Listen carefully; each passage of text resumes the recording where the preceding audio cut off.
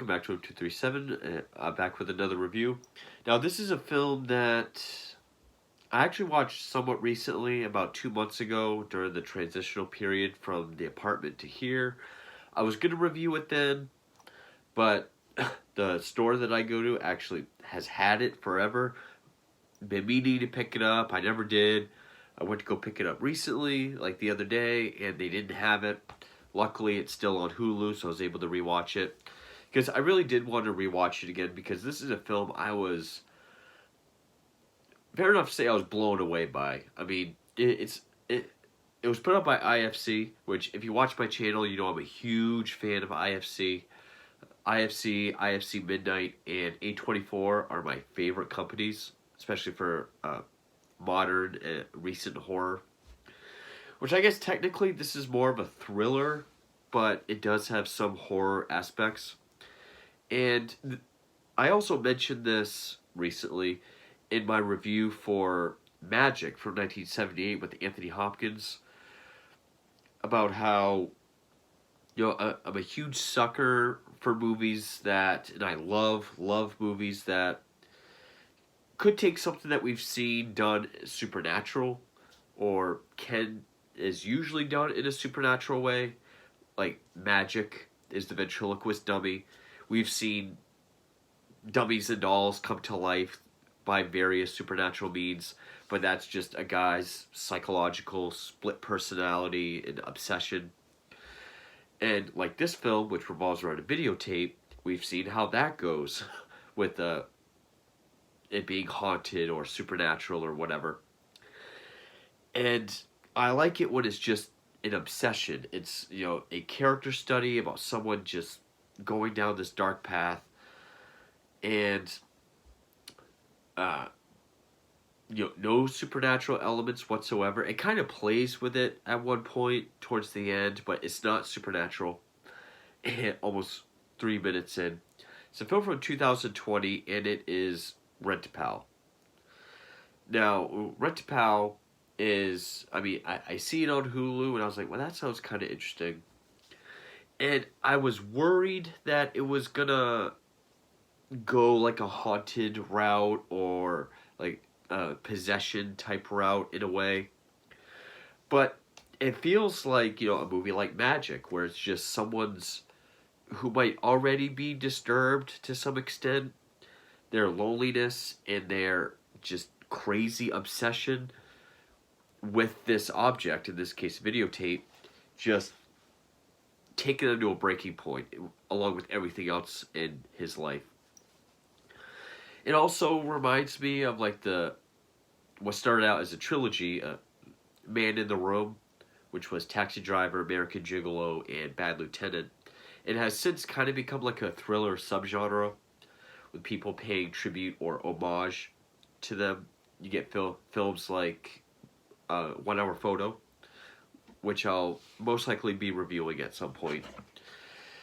So you have that whole aspect, and the performances, the setting, and the music. It's I can already figure I was gonna like this film to some extent, just because IFC constantly puts out great stuff, the kind of horror that I'm into.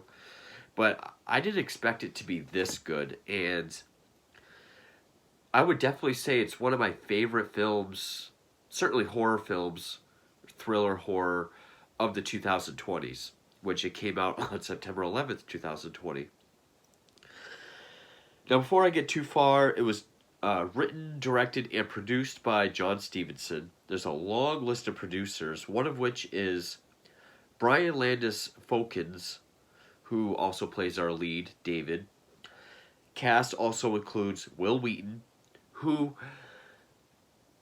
he's never been an actor I really liked or even really think about that much, but he's excellent in this. In fact, I think it's on the cover of the DVD.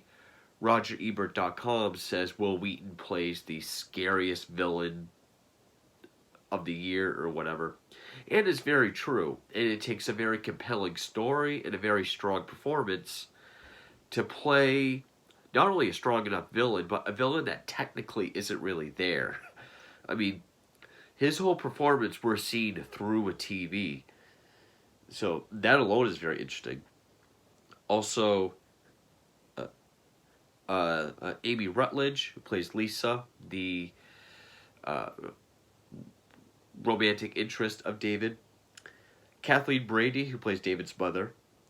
And the, the only other real people we see is uh, Adrian Egolf, who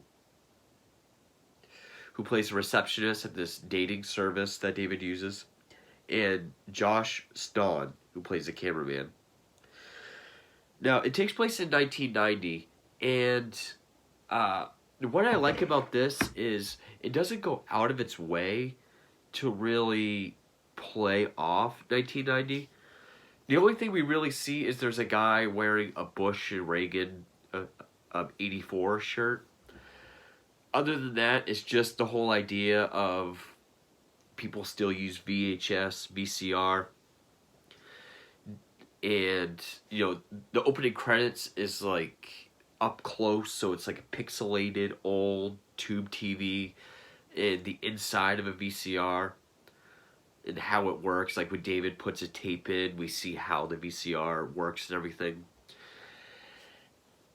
And my favorite part of this film is Brian Landis-Fokin's performance as David. He was phenomenal. I've never seen him in anything else, but his performance and his look. I mean, he's incredibly sympathetic as much as he is pathetic. You really can't help but feel bad for him. He's a super nice guy, but he looks how I think anybody would think a serial killer looks. I mean, what they do with his hair, the Jeffrey Dahmer glasses, how he dresses. He looks like a stereotypical serial killer. But he's a very sweet, kind, caring guy whose life is just shit on him his whole life. His mother has dementia. He takes care of her 24/7. He's incredibly lonely. He's been part of this, instead of eHarmony and POF and stuff like that, it's a video service. In this case, a video rendezvous, where you go in, you kind of do your video intro, and then they call you with matches. You got to go and pick up the tapes and watch them, then fill out a thing to say who you're into, then go and return them. He's been doing that for 6 months with no matches. And he finds this tape at the place. It's called Rent-A-Pal, which has Will Wheaton. And it's one of those tapes where it's like they're talking to you, and then they leave pauses so that you can respond. So what it would look like is like, "Hi, I'm Andy. What's your name?" That's great. And that's the whole tape. The whole idea is, like the tagline, he listens to you, he understands you, and one other one. Which is why I wish I did have it so I could hold it up, but... And at first he's kind of passive about it. I mean, like he's like, "I'm Andy. What's your name?" And he's like, "Fuck you. That's my name." He's like, "Well, we're gonna be great friends. How does that sound?" He's like, sounds fucking weird, Andy. And I mean, Will Wheaton is like a sweater vest and sitting cross-legged in a chair, and he's always like, "Wow, gosh, well, golly, this is just so much fun, I tell you." But it gets dark and it gets eerie, and there's just parts where Will Wheaton's just staring through the TV, and it's when I first watched it, I was wondering, is this thing really alive? Like, is this tape alive somehow? Spoilers, it's not, but I like that. And why you feel bad for this guy? I mean, he finally gets a call. Well, one, he's drinking himself to sleep every night after he puts his mother to bed. Finally gets a call saying there is a match for him. He races down there to buy the tape, but he forgot his wallet. Races back home to get it. Goes back, and the woman's like, "Oh, your match has already been matched." in the time you left to get your wallet. He buys the tape anyway so he can see her, and she's absolutely perfect for him. And that scene where it just holds on him while he's watching her tape, and he just breaks down like he just can't take any more of life. It's it actually is heartbreaking. You really do feel for this guy, and Focus' performance is excellent. The score, there's a lot of like 80s synth, but also kind of like your typical thriller music as well. His mother keeps calling him Frank, which was his father's name, who committed suicide 10 years prior. He was a jazz musician.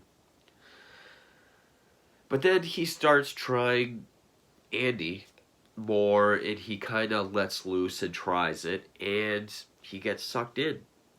He starts responding to it, getting into it, and there's like this montage where it shows him listening to it while he does everyday activities, but also participating in the tapes activities, like playing Go Fish with the TV, sharing stories about parents or embarrassing moments or whatever. And it's showing that it's doing this for days, because they'll show him doing everyday things, then drinking and doing activities and then drinking. So he's been doing it for a while. And I don't know if this is just David's. Well, before I get into that, if this was done by anybody else, I feel like when he's watching Andy, it would have been presented in such a way that the viewer's TV looks like Rent-A-Pal. So it's like we're watching it like David is. But it doesn't do that. Like, it shows his TV, but kind of at an angle. So it doesn't look the way he does. And it makes it more voyeuristic. Like, we're an outsider looking in and watching this guy unravel because of a videotape. I think that voyeuristic look does make it more effective. And essentially, it is a character study. We're watching this genuinely nice guy who can't catch a break become obsessed with this artificial connection, this friendship that's technically not real, and it takes over. You know, it hints, while he's talking to Andy, it hints towards, you know, abuse from his mother as a child, being bullied as a child, being very lonely, never having friends. But eventually, he gets a call saying it didn't work out with Lisa's match, so Lisa would like to go on a date with David. He goes on a date, and of course, it goes amazingly. Even that scene where it's just him in his car, just pumping his fist, screaming yes, you feel great for the guy. And like, he has to bring his mother to a senior center if he's going to be gone for a while, but gets her home, puts her in bed, and he excitedly runs down to the basement, and he's getting the tape to this certain point, which, anybody out there remember channel tracking with that son of a bitch? It shows the tape getting all snowy and foggy, and the sound's bad, so he's got to fuck with the channel tracking. I remember doing that as a kid. That was a pain in the ass. But he wants to get to this certain point where Andy's like, tell me the story, all the juicy details, and he gets it all set.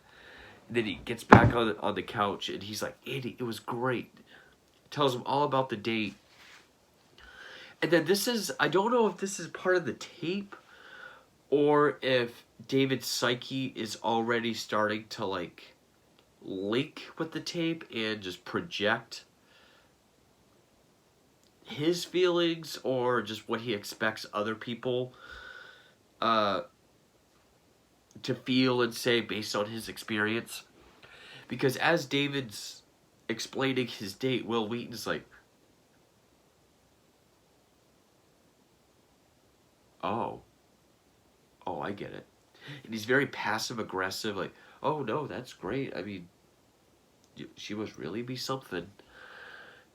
And it's like, oh, you're gonna hang out with her again tomorrow? We had plans to play cards tomorrow. He's like, no, I'll call her up. I'll cancel. And I mean, it's frustrating, but at that point, he's so hooked on the tape that he does call and cancel, and that's frustrating. But it and so he stays in, plays Go Fish with Andy. But then his mother gets loose, and he has to go find her. So he calls Lisa, who is a hospice nurse.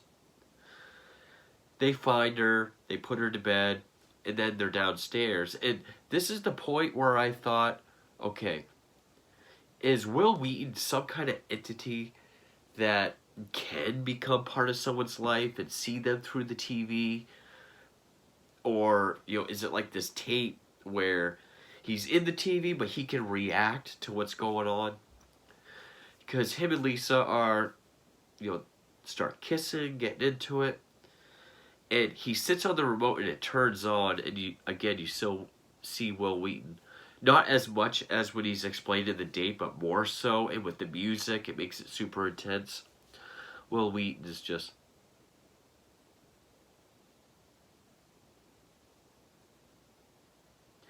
And then as she moves her hand up his leg, he gets a little too excited, and it's over. And and Will Wheaton just bursts out laughing. Because there was a segment where they tell stories and he bursts out laughing. That's the part of the tape that's here. David's embarrassed. Lisa asks what the tape was. He gets mad. She leaves. And I'm really glad that, it's not supernatural. I guess you can interpret it in different ways, that it's the tape somehow was at the perfect timing.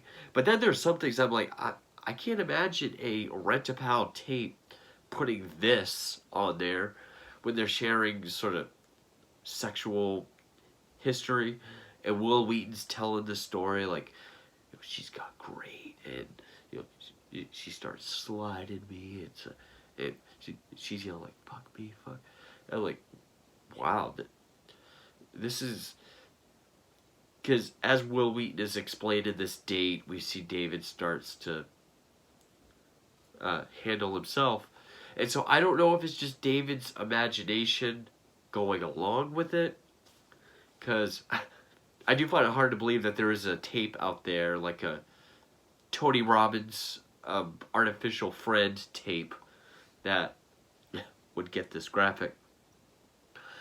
His mother comes in and finds him, and that's the part where we see Will Wheaton bursting out laughing at him. And from what I've read and what I've heard, after Lisa leaves, after this little fight, this is where this is where the movie starts to lose some people. Because, he's ignoring Lisa's calls, and he's just watching his mother. He's mad at Andy. He's ignoring Andy. And he's just doing everyday tasks while watching his mother. And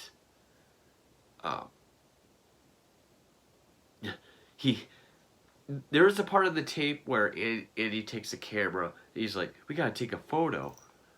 And so it shows David like just kind of looking at his screen, and when we he's cleaning around the house, and he finds a photo that looks like Will Wheaton took it in person, and behind him squatting is David, like he was in front of the TV. And this I think was just a projection from his mind. So he goes down to watch the tape again, but he can't find it. And his mother, again with dementia, likes to cut up pictures and tape them together or something. She says how they need more Scotch tape, because this isn't sticking. And when he looks, it's black. And he starts panicking. He sees that she is taking it out of a videotape and is Rent-A-Pal. And he just... Again, great performance. You can see the rage building up in him. And then he just hits her across the face with the tape, lands on the floor, and he runs down to Video Rendezvous, making a scene, looking like a psycho. saying, "I need Andy. Where's Andy?" And there's a guy with the tape, and he just snatches it from him. I do like how the receptionist says, "Take it. It's on the house," because every little thing prior to that, she makes him pay for. Like just another, as Pink Floyd would say, another brick in the wall as to why he's crazy. Gets home, puts the tape in, and you know realizes he's like, "Andy, I'm so sorry. It'll never happen again." And there's another part in the tape where I don't remember if he's talking about his mother or talking about the prom date that stood him up, but it ends with Andy pretty much saying like, "We don't need her, right?" That's the part of the tape it's at. So it shows David watching this part where he's like, "We don't need her, right?" He starts thinking about his mother. He helps her up, and this part's actually pretty sad because throughout the whole movie she thinks he's his father, except for the time she shit herself. And she's like, "David?" He's like, "Yes, Mom, yes, it's me, David. I soiled myself." And he's like, "Of course." So he walks her over to the stairs to the basement because that's where his room is. And she recognizes him. And he gets happy. He's like, "Oh, Mom, yes." And then he gets right in her ear and he's like, "I think, you know what I think? You're the reason Dad killed himself." And then he pushes her down the stairs. So of course that doesn't kill her. But then, and I guess more so is what loses people. Because then he's walking through the house and each TV in the house starts playing Rent a Pal, which obviously is either supernatural or, it's his mind completely snapping and he's just seeing Andy everywhere now. Which, if you ask me, that's what it is. I don't think it's supernatural. And it's the beginning of the tape where he's like, "We're going to be great friends." How does that sound? And David just kind of looks like something you put in the trailer where he's like, he just smiles devilishly and is like, "Sounds fucking weird, Andy." Then Lisa comes over and he just starts talking to her like he's Andy, saying shit for the tape. And it does sound kind of effecty, like there's an effect, like echo and just TV kind of coming out at the same time, which makes it seem like he's possessed. But again, I don't think Lisa hears that. She hears David's mom screaming, sees her laying there. He tries to strangle her with the tape from the broken tape. She stabs him with scissors, runs away. He goes downstairs as he bleeds out. Fast forwards to the end where Andy says goodbye and he dies. I don't mind that ending. I will say I kind of agree with some reviews I've seen and read where the pacing does jump quite a bit. It is this slow burn character study, and then when we get to that final act, it's like it jumps straight to. I mean, it would have been like in Taxi Driver, where if like after the first date with Betsy when he takes her to the theater, if the next scene was him going after Matthew and all the pimps, like it was a drastic jump, but it didn't really bother me.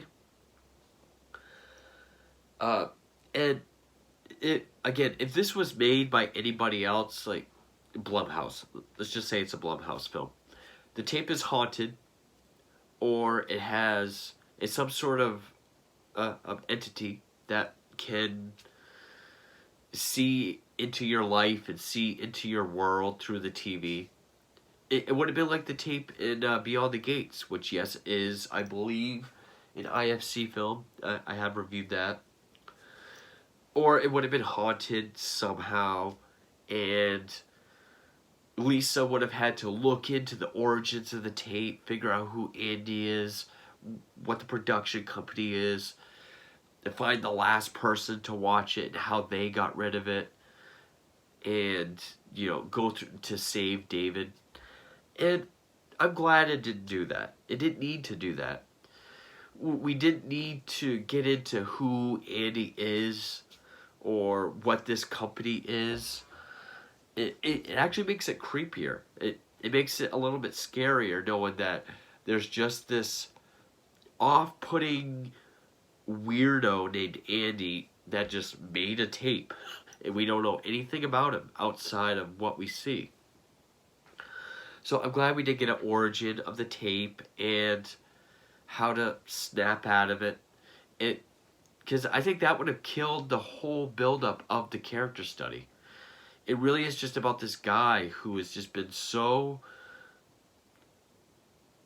just plagued by loneliness, disillusion, letdowns, being crapped on his whole life, with no real connection to anybody other than his mother, who doesn't even know who he is anymore. That even this tape that's not real with this person that just pauses so that you can answer, that becomes his best friend. That becomes his only connection, and it happens to come in at the same time as what he's been longing for, which is a deep, caring relationship with a woman. And yet, it is tragic.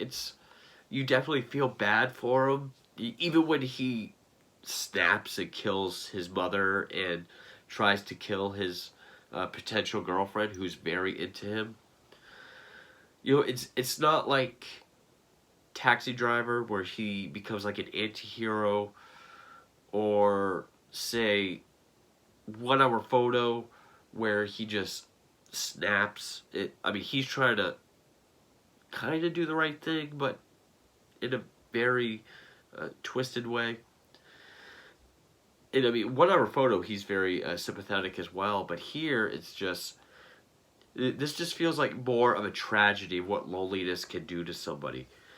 And it did a lot of things different that I think if it had been done by any other director or any other company, it would have been more cliche. And I can see why some people might think the last act where he does finally snap and become a killer is cliche. But to be honest, I think it would have been more cliche if it had been a supernatural tape and, like what I already said, if he and or Lisa had to look into this tape and try to figure out where it came from, who made it, who Andy is, and how to stop it, or how to cure David. I think that would have been more cliche. I think just going, I guess, the more realistic route of he's so far gone that this path is he's doomed. Even if it is more of a downer ending, maybe a little cliche, I think it could have been more cliche. And again, the performances really sell this. That's really what makes this movie work, especially Brian Landis Fokins and Will Wheaton. I don't think I ever would have given Will Wheaton for any credit for anything outside of, from what I've seen, Stand By Me.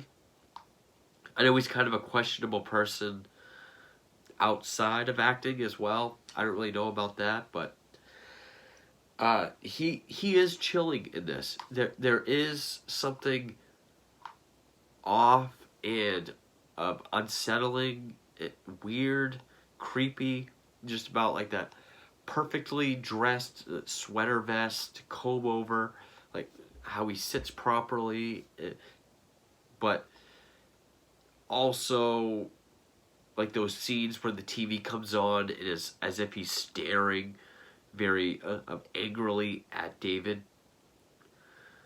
And yeah, it does come across that he's antagonistic sometimes as well. Like when he laughs at David for getting caught masturbating by his mother, or having a premature moment with Lisa, he seems antagonistic as well.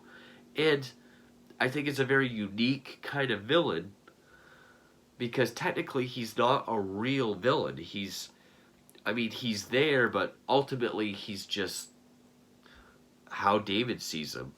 It's what David thinks of him.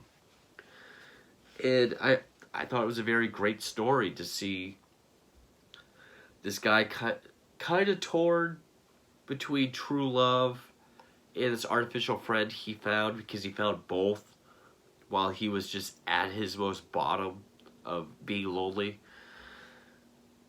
And it also, if this had been made by anybody else, because it's set in 1990, I figured they would have made David a little bit younger, or there would have been like a neighbor kid that he's friends with, or Lisa would have had a kid, or there would have been a kid, probably Finn Wolfhard. If not, there would have been a kid on a bike with late 80s, early 90s music and movie posters everywhere. It would have been a nostalgic trip, and it doesn't do that. It's not shoving nostalgia down your throat. It's just setting it in a time where VHS was everywhere, so it makes sense. And it was kind of refreshing to go back to that time, but not have it be like It or Stranger Things. But yeah, I love this movie. I love the performances of the two leads. Also the cinematography. I mean, there's a lot of scenes where we just see David sitting on the couch in the glow of his TV, or like back to, so we just see the TV in front of David, just like the back of his head is in a silhouette, or just from the end of the hallway, the whole house is dark except for the kitchen when David's doing something by himself, which really helps symbolize how lonely he is. But also when him and Lisa are finally kissing and making up for the first time, they're back to, so like when they do kind of separate their heads, in between you just see that angry Will Wheaton face. So the cinematography is great as well. Also, how it's written. I mean, it's written well enough so that not just focus performance, but you really do feel bad for David. I mean, he's not just a sympathetic character, but he's also just a really good guy that you root for and you want him to succeed. And you do see him succeed, but then you see him ruin it because of this dark path he's already being led down. So it's very well written as well, but the biggest thing that makes it work are the performances of Fokins and Wheaton. I love this movie to death. It's probably one of my favorite IFC films at this point.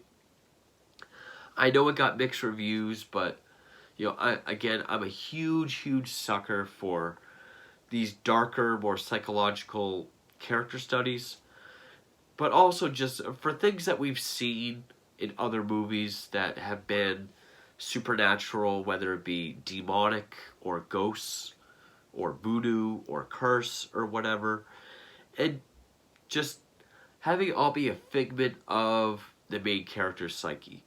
Again, like magic, ventriloquist dummy. It's not Annabelle, it's not Chucky, it's not Robert the Doll, it's not Slappy for Goosebumps. It's all in his head. Here, it's not The Ring, or it's not like the Polaroid camera for that piece of shit movie Polaroid. It's not Ouija, not anything like that. I mean, it's not this haunted object or this thing that someone's obsessed with because there's a supernatural link to it. It's just a somewhat disturbed guy who's extremely lonely and becomes increasingly more and more psychotically obsessed with this videotape. So I love stories like that. all the more better when you have the performances like these two behind it to help make it work. So yeah, 2020's Red Pal. I absolutely loved it. I know I just went through the whole movie without really a spoiler alert, but I'm definitely going to go pick it up as soon as possible. And it's on Hulu, so I highly, highly, highly recommend it. I can't recommend it enough. Huge fan of this film. Love it to death. I think it's great. But anyway, that's Red Pal, and thank you for watching.